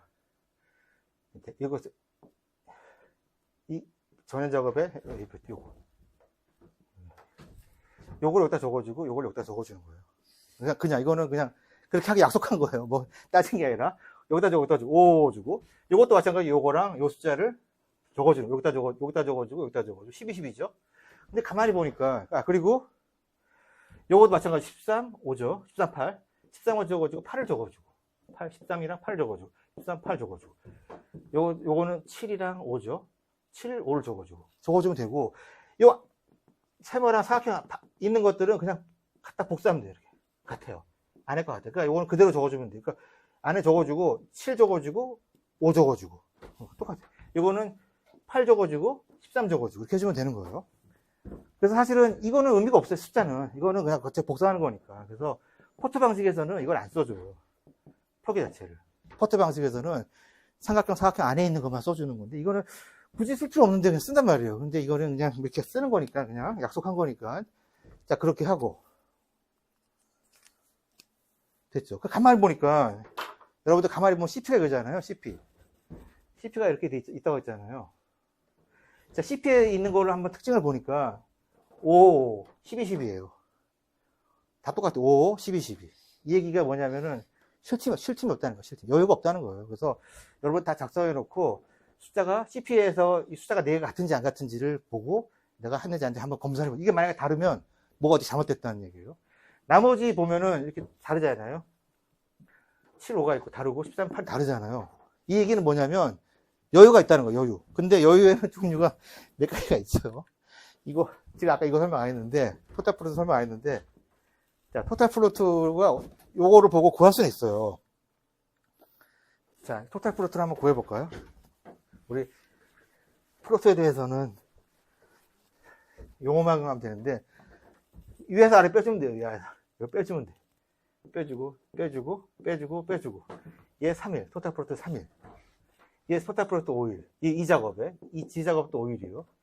얘는 18, 18 빼니까 0이죠. 당연히 CP니까 여유가 없는 거죠. 5, 0, 0, 0, 0. 그래서 토탈 플로트 B 작업은 3일, 5일, 5일인 거예요. 5일. 그죠? 8일.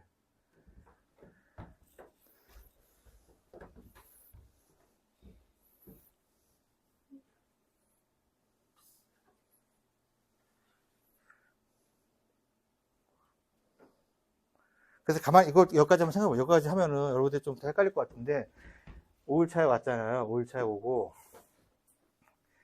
5일차에 여기까지 와서 5일에 여유가 있는 거고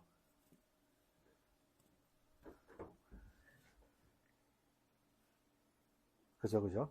여기 좀 더해서 8 더한 거 보세요. 자 보세요. 요거 여러분들이 좀 이해를 못할 수도 있는데 뭐 못해도 상관없어요.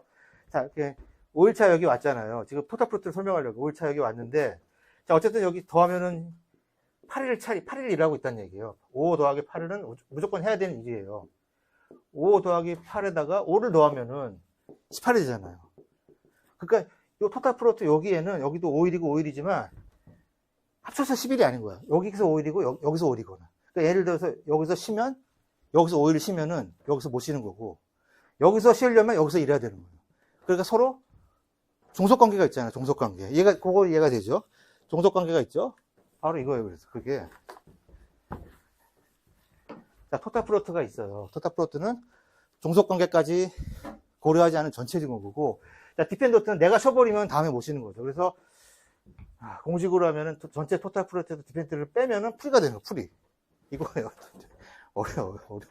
여기까지 이해 못해 상관없어요. 일단은 여러분들이 저 표를 보고 구할 수 있다는 거야, 구할 수는.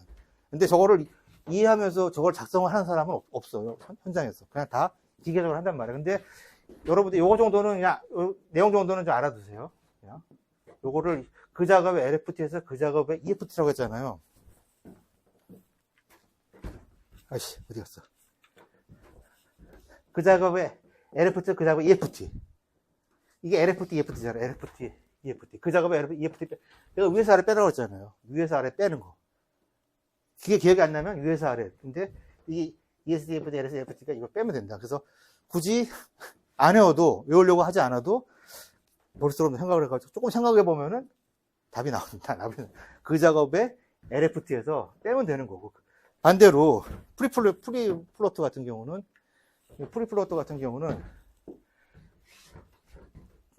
최초로 시작하고 후속 작업도 시작하고 후속 작업도 빨리 시작했을 때 이거예요 바로. 얘도 빨리 시작하고 얘도 빨리 시작했을 때 얘도 B도 빨리 시작해도 하루 차이 여유가 있잖아요. 그래서 여기 EST에서 이 작업에 EST에서 후속 작업에 EFT를 빼는 거.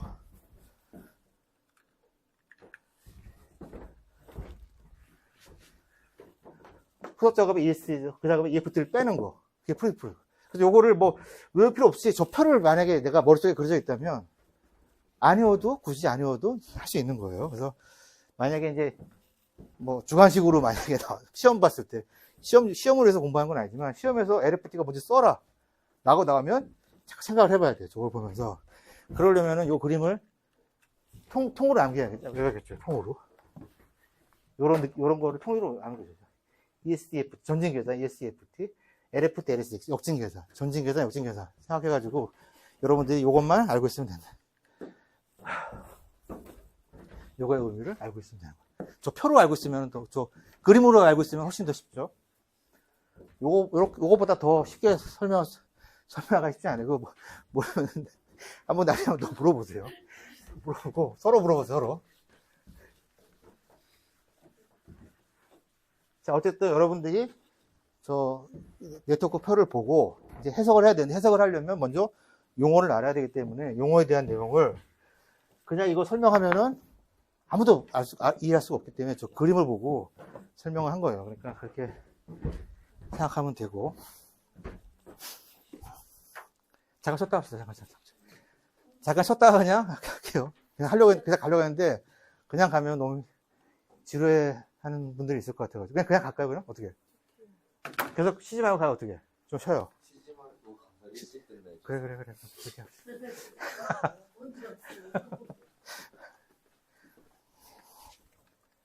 자, 그래서 요 네트워크 표는 여러분들이 네트워크 작성을 하라는 의미가 아니라 요거를 알아야지 저거 용어를 이해할 수 있기 때문에 일단 용어 위주로 한 거예요, 설명을. 자, 그렇게 보면 되고. 그 설명이 아까 지금 전진계산, 역진계산이 그 내용이에요. 읽어보면 말이 어렵죠. 이거 글씨로 보면 안 되고, 저 그림으로 생각을 해야 돼요. 계속 더해나가는 거예요. EFT는 ES 소요를 가해가지고 계속 더해나가는 거예요.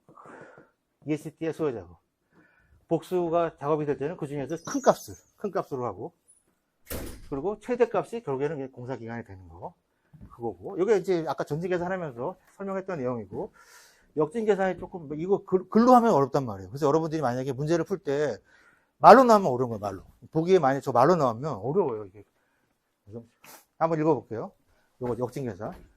종교 절학교 지정공기분 LPT를 넣고, 지정공기 LPT 리포트 구해주고 나서, 반대 역진에서 무슨 말인지 하나도, 나도 모르겠어요, 지금. 무슨 말 하는 거지. 그래서 그림으로 생각하면은 조금 쉽지만, 이렇게 말로 하면은, 그거를 그림으로 저도 이게 말로 나면 용어 자체를 못 읽기 때문에 그림으로 이해한다. 머릿속에 그림으로 이해해서 더해 나가고 여기서 LPT에서 그걸 빼고 누가 하는구나 라고 하는 걸 알 수 있다 라고 하는 거. 그래서 요거는 여러분들이 그냥 읽어보고 내가 여기서 설명하면 더 헷갈릴 것 같으니까 설명 안 하고 그냥 여러분들이 읽어보고 이해하려고 노력을 해보죠. 저거를 읽어서 이해가 되면 된 거예요. 여러분 이게 어렵기 때문에 말을 되게 어렵게 해놨기 때문에 저거를 읽어보고 이해가 되면 저보다 더 잘하고, 더 빨리 알고 있는 거예요. 그러니까, 한번 여러분들이 이해를 하려고 한번 해보고. 자, 우리 아까 네 개 점을 이렇게 했잖아요. 삼각형, 사각형 해가지고, 삼각형 안에 있는 거, 사각형 안에 있는 게 의미가 숫자라고 했고, 나머지 이 짝대기 밑에 위에 있는 숫자는 복사한 거잖아요. 그러니까 안 써도 되는데 굳이 쓴단 말이에요. 근데 포트 방식이, 그게 필요 없다.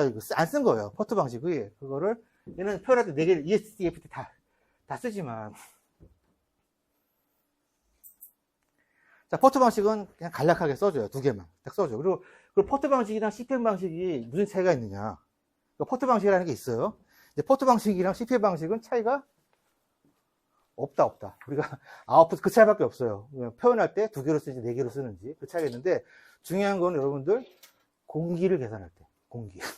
공기라고 하는 거는 각각의 개별 공기, 각각의 분해한 공기 있잖아요. 뭐 A라는 그 공기를 내가 골조공사를 6일로 할지 아니면 30일로 할지 이거를 결정하는 게 차이가 다른 거죠. 즉 CPM 방식이라고 하는 거는 경험을 통해서 내가 경험을 통해서 공기를 결정하는 거고 포트 방식은 경험하지 않은 공사를 할 때는 포트 방식을 써요. 그래서 포트 방식 쓸 때 공기를 결정하는 방법이 다르다는 얘기예요. 그래서 그거 어떻게 하냐면 그러니까 이거는 처음에 어떻게 했냐면은 미국에서 이제 소형 원자로를 잠수함에다가 달아야 되는데 한 번도 해보지 않았기 때문에 그거를 한 번도 해본 회사도 없고 그래서 그냥 시행착오가 많아요. 그래서 도대체 이거를 달 때 얼마나 시간이 걸릴지를 한번 따져본 거예요. 따져봤더니 A라는 회사에서는 안 돼. 이건 뭐 한 5년 정도 몇 년 걸릴지도 모른다. 실험에 뭐 다는 건 문제가 없는데 실제로 운항하는 건 또 문제가 있고 문제를 막 토를 달아가지고 한 3년에서 4년이 걸린다. 얘기하고 한 4개 정도 업체는 그거 그래도 한 1년, 한 2년 정도면은 그거 할 수 있을 것 같다. 우리 업체들. 근데 보통 평균적으로는 한 2년 정도를 얘기를 해요. 4개 업체가. 하나는 6년 얘기하고. 또 하나는, 그건 금방 해야지. 한 2달이면 합니다. 뭐 이렇게 하는 업체도 있어. 잘 모르고 그죠. 그래서 경험하지 않은 공사이기 때문에 우리가 그 공사 기간을 알 수가 없잖아요. 그래서 그랬을 때 3점 추정을 쓰나요? 3점 추정. 그래서 낙관치랑 비관치, 낙관치, 그리고 평균치를 써가지고 평균치에다 가중을 주는 거예요. 4개. 평균치, 뭐, 난 2년에 끝내겠다는 거다. 2년 곱하기 4. 그리고 낙관, 6개월, 0.5 곱하기 1. 그리고 비관, 뭐, 6년 걸린다는 거. 6 곱하기 1 해서 그걸 다 더한 거를 6으로 나눠요. 그게 3점 추정으로 시간을 추정하는 거예요. 그랬더니 평균 뭐 한 2년 나오더라, 2년. 그래서 공사 기간을, 소요 일정을 2년으로 추정, 이거예요. 다른 게 그것뿐이에요. 근데 우리는 어떻게 해요, 보통? 경험으로 추정하잖아요. CPM 같은 경우는 웬만하면 해봤기 때문에. 경험으로 추정해서 소요 시간을 추정하는 것이 다르다는 거. 그리고 표현하는 게 2개, 4개. 2개짜리 표현하고 4개짜리 표현하는 거지. 자, 그리고 아까 했던 건 좀 다른데, 아까 여기서 여유가 나와요. 여기서 얘 같은 경우는 아까 슬랙에서 가지고 있는 여유를 보는 거고, 얘는 그 작업자에서 가지고 있는 여유를 보는 거예요. 그 차이가 있고, 또,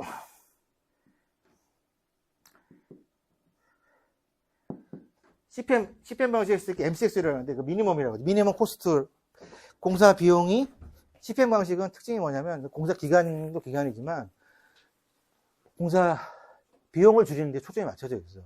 저 포인트. 근데 포트 방식은 뭐 비용은 상관 안 해요. 시간만 줄이면 돼요. 보통 이제 그런 거죠. 무기 만드는데 무슨 돈이 필요 없어. 그냥 다 때려 붙는 거. 내 돈도 아닌데. 어차피 세금 가지고 하는 거죠. 그러니까 비용보다는 그냥 시간에도 초점을 맞춘 거고, CPM 방식 같은 경우는 그 시간보다는 비용이에요. 그래서 비용을 같이, 이게 무슨 얘기냐. 우리 공사를 만약에 최적 공사를 할 때 무조건 빨아다가 되는 건 아니잖아요. 그래서 최적 공사를 정해놓고, 또는 공기를 줄여야 됐을 때, 공기를 줄이면 공사비가 늘어나잖아요. 공기를 줄이더라도 공사비가 안 늘어나가는 공정을 줄인다든지, 뭐 이런 식으로 해가지고, 우리가, 그게 이제 MCX 뭐 이런 뭐 이렇게 얘기하는데, MCX 이론에 근거해가지고, 공사를 조정하는 게 바로 CPM 방식이다. 그래서 CPM 방식의 핵심은 비용을 줄이는 데 있다라고 하는 거.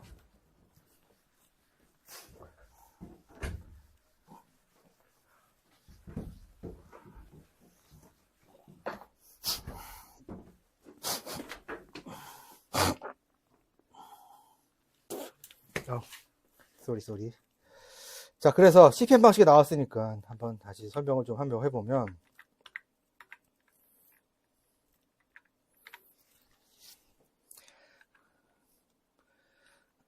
이걸 설명하기 전에 먼저 이걸 설명을 해야겠네요. 그죠? 이거를 먼저 설명을 해줘야 돼요. 지금 아까 최적 공기 얘기했잖아요. 최적 공기가 있어요. 그 최적 공기를 어떻게 만드느냐 라고 하면은, 우리가 공사할 때 들어가는 비용은 크게 간접 비용이랑 직접 비용이 있단 말이에요. 간접 비용이라면 뭐예요?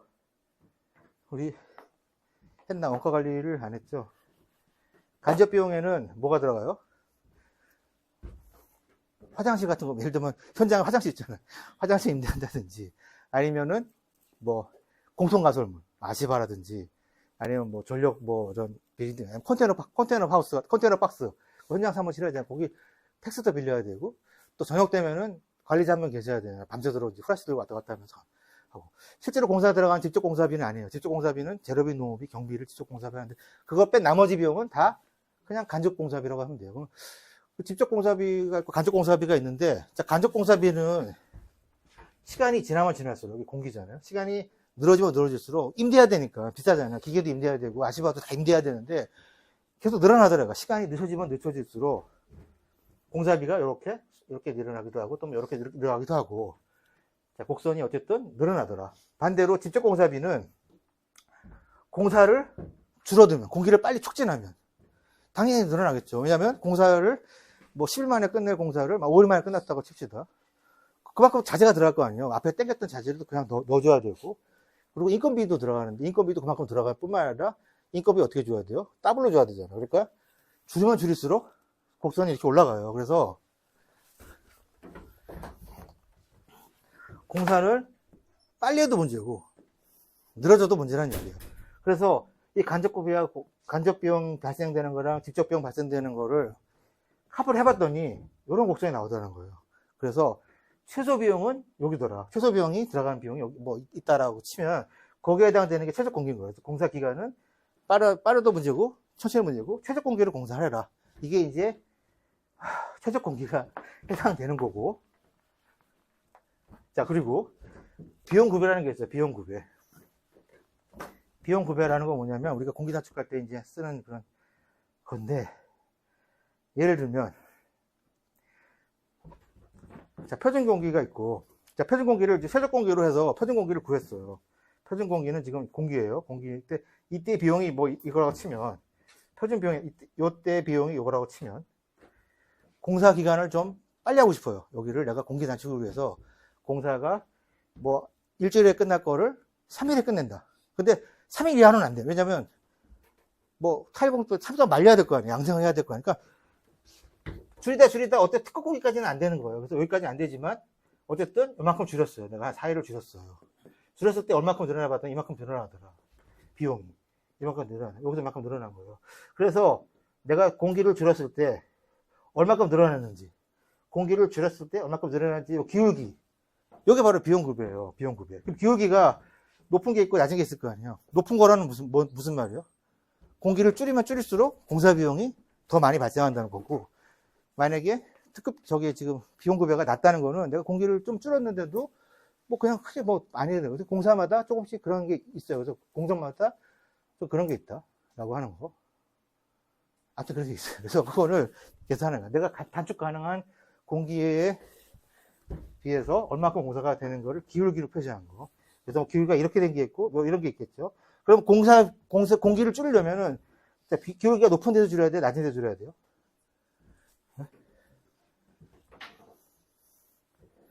낮은 데서 줄여야지, 낮은 데서. 비용이 좀 덜 발생되는 데서 줄여야겠죠. 그게 그거다. 그래서 지금 보면은 다 용어를 먼저 설명을 하면 아까 했던 것처럼 경제적인 시공속도를 얘기하는데 직접비랑 간접비로 나눠지고, 시공속도를 빠르게 하면은 간접비가 쪼 해가지고 증대되고, 그래서 합친 거, 두 개를 합친 게 경제적인 속도가 된다라고 하는 거고, 여기서 설명했고, 표준점 특기점이고요. 아무리 빨리 줄이려고 해도 표준점이라고 하는 게 보통 우리가 최적 공기로 나타내는, 경험상에 나타내는 공기인데, 이거를 줄이게 되면은 줄이다가 특급점까지는 안 된다는 거예요. 아무리 투입해도 안 되는 점이 있다는 거죠. 특급점까지, 표준점의 특급점까지 줄였을 때, 여기서 여기까지 줄였을 때 얼마큼 늘어나는 거를 보겠다라고 하는 게 요게 비용 구배예요. 그래서 요거를 먼저 설명을 했고, 그래서 여기서 보면은 공기 단축에서 이런 얘기가 나와요. 비용 구배를 구해서, 비용 구배가 최소인 작업 순으로 공기 단축한다는 거예요. 비용 구배가 최소로 적은돼서 여기서 먼저 첫 번째, 그래서 공기 단축하는 순서는 다른 데서 공기 단축 해봐야 공기 단축 안 돼. CP에서 무조건. CP에서 단축을 하고, CP 중에서도 비용 구배가 낮은 순으로 하고, 그리고 줄이다 보면은 이제 한계까지 오죠. 그래서 특급 공기 이하로는 안 된다는 거고, 줄이다가 CP가 2개가 될 수도 있어요. 그거는 요거 그림으로 설명할 건데, 어쨌든 단축하고. 그래서 그림으로 보면 좀 더 이해가 되죠.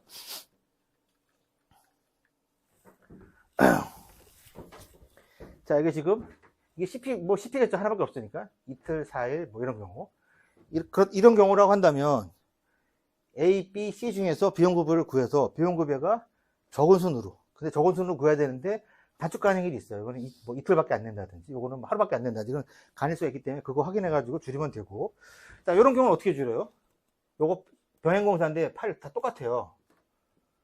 요거 8일 합쳐서 4일이잖아요. 8일이잖아요. 이런 경우는 어떻게 줄이냐면, 이것도 비용급여를 다 더해서 이렇게 합쳐서 하루 줄인다든지, 이렇게 합쳐서 하루씩 줄이는 거예요. 그래서 여기서 하루 줄이고 여기서 하루 줄이고, 또 여기서 뭐 하루 더 줄이고. 근데 여기 단축 가능 일수를 또 봐야겠죠. 여기는 이틀 이상 안 되고, 여기는 하루밖에 안 되는 경우도 있잖아요. 그러니까 그런 것도 봐가지고, 그래서 여기 하루밖에 안 되는데 단축 가능 일수가 하루야. 근데 여기가 비용급여가 덜 나지고, 이렇게 하루 먼저 줄이고, 이렇게 하루 더 줄이고, 이틀 줄이는 거예요. 그래서 이렇게 병행 작업인 경우가 있고.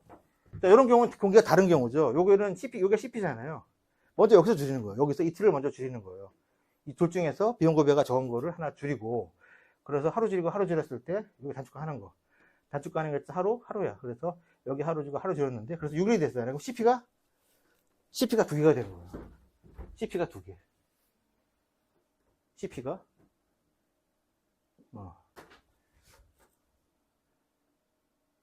CP가 두 개가 될 수, 두 개가 없네. CP가 두 개의 경우에는 두 개를 동시에 단축하는 거. 이것처럼 동시에 단축하는 거죠.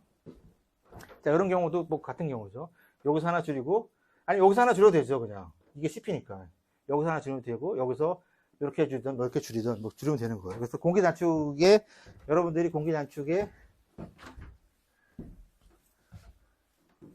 요거를 문제로 풀면은 훨씬 쉬운데, 다음 주에 요거 문제 하나 그럼 하나 보여줘야겠다. 시험이요? 이거보다 훨씬 쉽죠. 문제가 더 쉬우니까. 설명이 어려워서 그렇지, 문제는 쉬워요. 그래서, 문제를 이거 좀 어렵긴 하죠.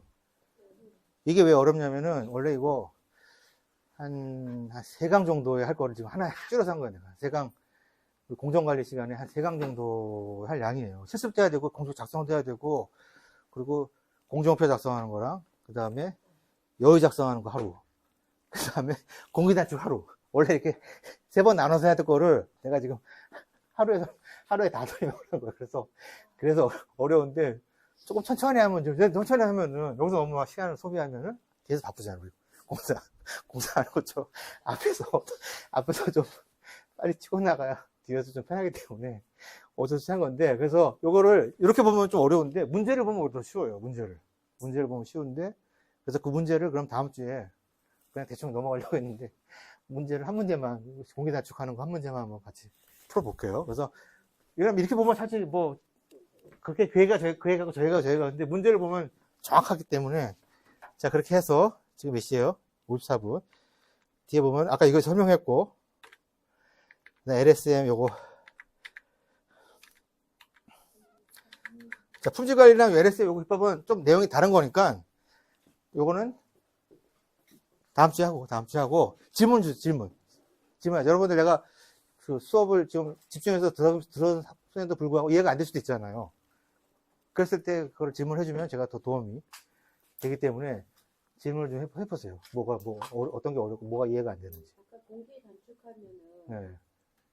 비용이 줄어든다고 했는데 네. 그래프는 조금 반대로 얘기하세요. 어디.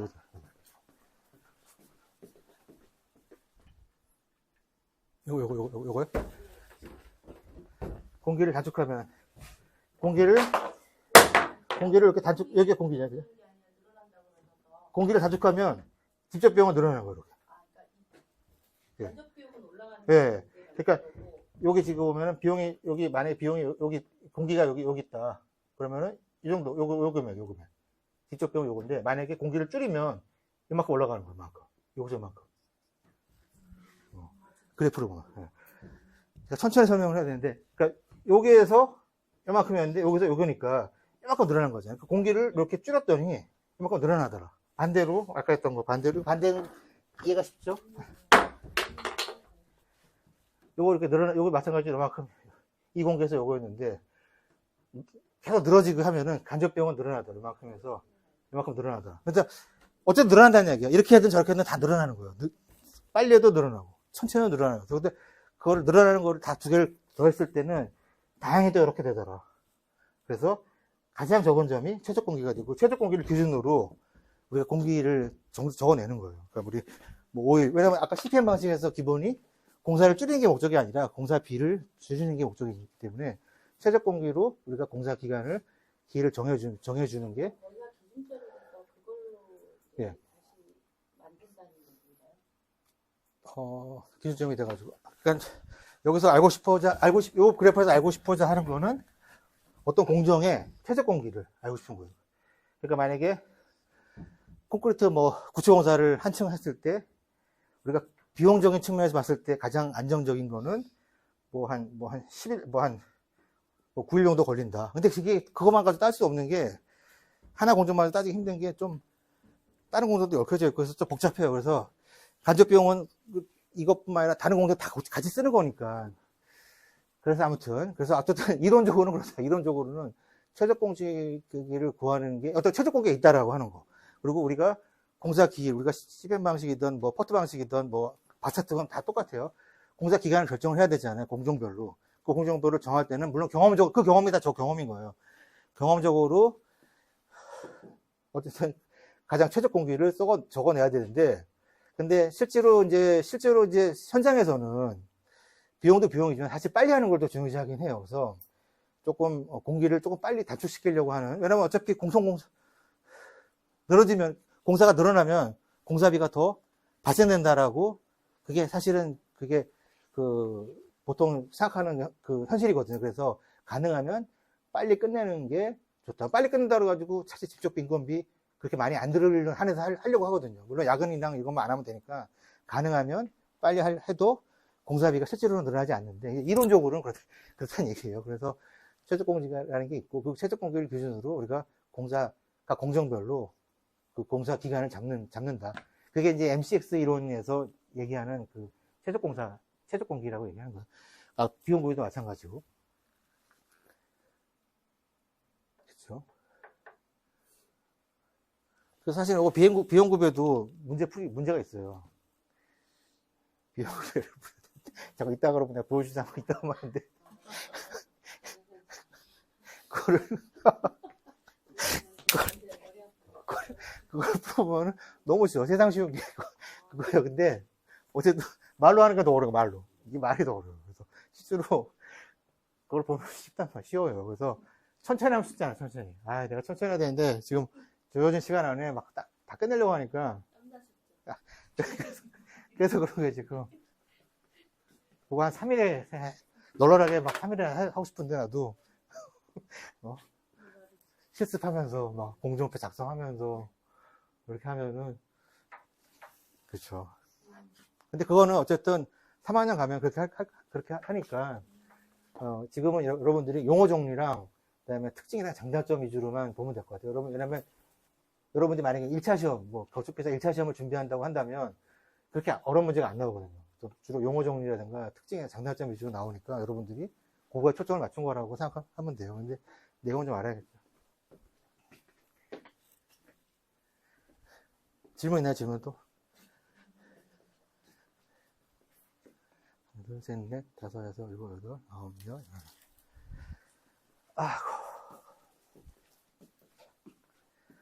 자, 질문 없으면 수업 맞춰 다음 주에 보는 걸로 합시다. 네. 네. 네.